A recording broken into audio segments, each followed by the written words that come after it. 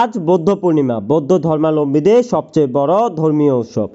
জগতের সকল প্রাণীর সুখ ও অহিংস বাণীর প্রচারক গৌতম বুদ্ধের আবির্ভাব, বোধিপ্রাপ্তি আর মহাপরিনির্বাণের স্মৃতি বিজড়িত দিনটিকে বুদ্ধ পূর্ণিমা হিসেবে পালন করেন বুদ্ধ ভক্তরা। বুধবার সকালে ফেনীতে বৌদ্ধ ধর্মাবলম্বীরা ব্যাপক উৎসাহ উদ্দীপনার মধ্য দিয়ে দিবসটি পালন করছেন।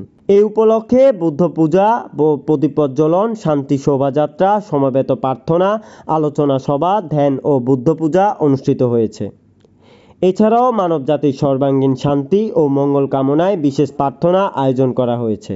অনুষ্ঠানে উপস্থিত ছিলেন ফেনী সদর সার্কেলের এএসপি থুয়াংফু মার্মা, ফেনী জেলা আওয়ামী লীগের সহসভাপতি অ্যাডভোকেট প্রিয়রঞ্জন দত্ত, হিন্দু বৌদ্ধ খ্রিস্টান ঐক্য পরিষদ ফেনী পৌর শাখার সাধারণ সম্পাদক অর্জুন কুমার নাথ, ফেনী জেলা ছাত্রলীগের প্রচার সম্পাদক প্রান্ত বিশ্বাস সহ বিভিন্ন ভক্তবৃন্দ।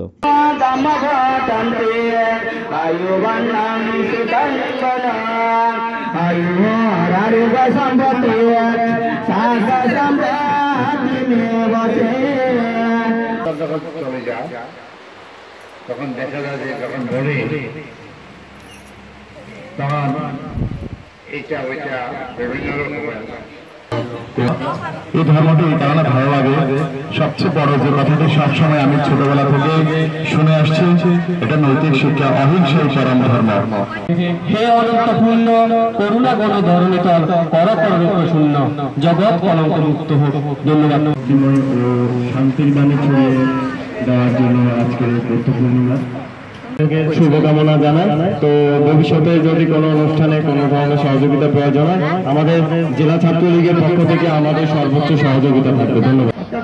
তিনটি আমাদের বুদ্ধের জন্ম, বুদ্ধের বুদ্ধত্ব লাভ এবং বুদ্ধের মৃত্যু এত পরিনির্বাণ, এই তিন স্মৃতি বিজড়িত দিনে, এই শুভ দিনে এবং দুঃখের দিনেও আমাদের এই কথাটা বলতে চাচ্ছি যে আমাদের একটা স্থায়ী মন্দির দরকার।